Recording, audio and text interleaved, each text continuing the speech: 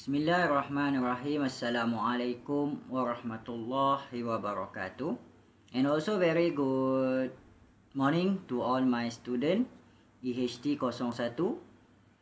Alhamdulillah semua pelajar kita dah pun selesai membincangkan daripada chapter yang pertama sehinggalah kepada chapter yang ke-6 ya dalam pelajaran kita untuk semester 1.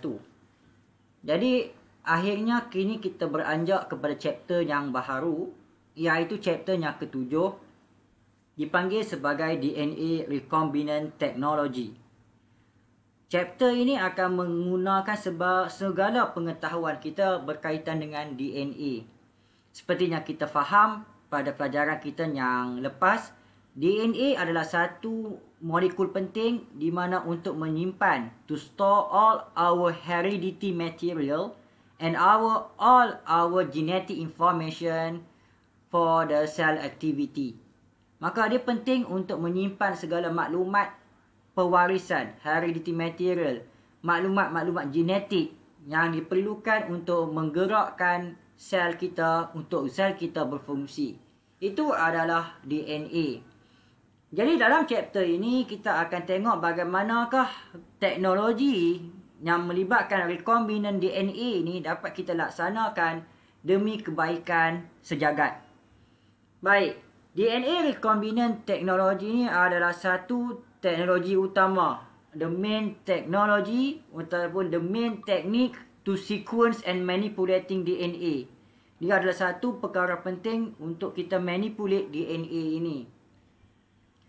Oleh yang demikian, DNA recombinant technology ini diperlukan untuk develop method.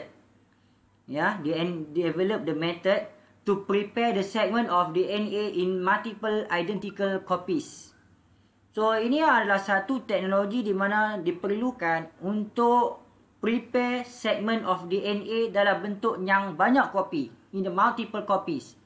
For example, dalam DNA pada insulin, DNA pada pancreas sel pancreas mempunyai maklumat untuk insulin. Nah, kita perlukan maklumat-maklumat ini dalam sumber yang sangat banyak bagi kita dapat menghasilkan insulin bagi kegunaan yang sejagat. Bukan sekadar untuk diri sendiri, malah untuk individu-individu lain. Maka kita akan perlukan beberapa fragment of DNA yang kod untuk insulin supaya dapat dibanyakkan. Untuk membanyakkan bilangan-bilangan DNA ni, kita perlukan kemahiran serta teknik-teknik untuk manipulate data yang ada pada DNA ini supaya kita dapat menghasilkan multiple copies. Highlight perkataan multiple identical copies. So, bilangan DNA yang kecil tu perlu kita banyakkan. Ada pelbagai cara yang kita boleh tahu ya untuk kita fokus kepada perkara-perkara ini. Baik, semua. Salah satu teknik penting untuk menghasilkan multiple copies of DNA ini adalah DNA cloning procedure. Ataupun perkataan lain adalah gene cloning procedure. DNA cloning procedure ataupun gene cloning procedure.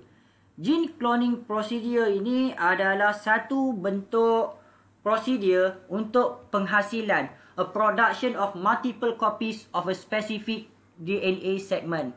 Production of multiple copies of a specific DNA segment. Highlight perkataan multiple copies. Highlight perkataan DNA segment. So, mana-mana DNA segment yang kita perlukan ataupun kita panggil desired gene yang kita inginkan. Contohnya, gene for production of insulin. Gene to harvest more fruit. Ataupun mana-mana gene untuk menghasilkan salmon berkualiti tinggi. Ataupun mana-mana gene untuk menghasilkan production of meat yang banyak. Ataupun mana-mana gene yang menghasilkan production of milk yang banyak. Menghasilkan banyak susu.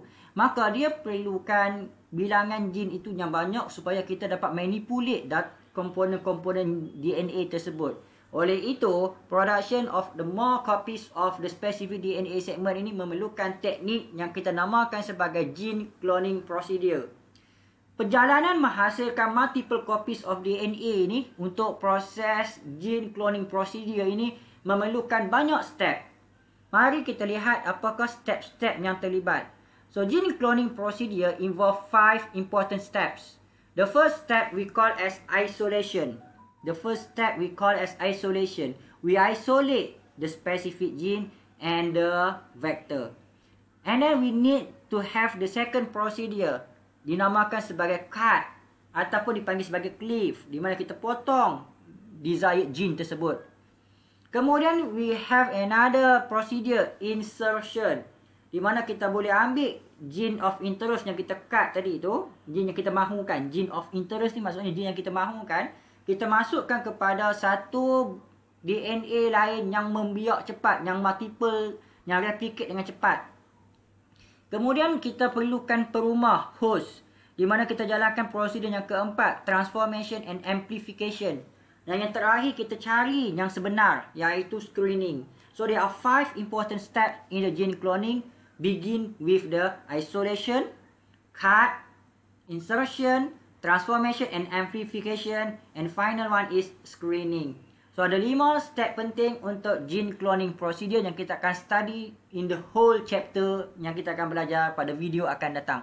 Assalamualaikum warahmatullahi wabarakatuh.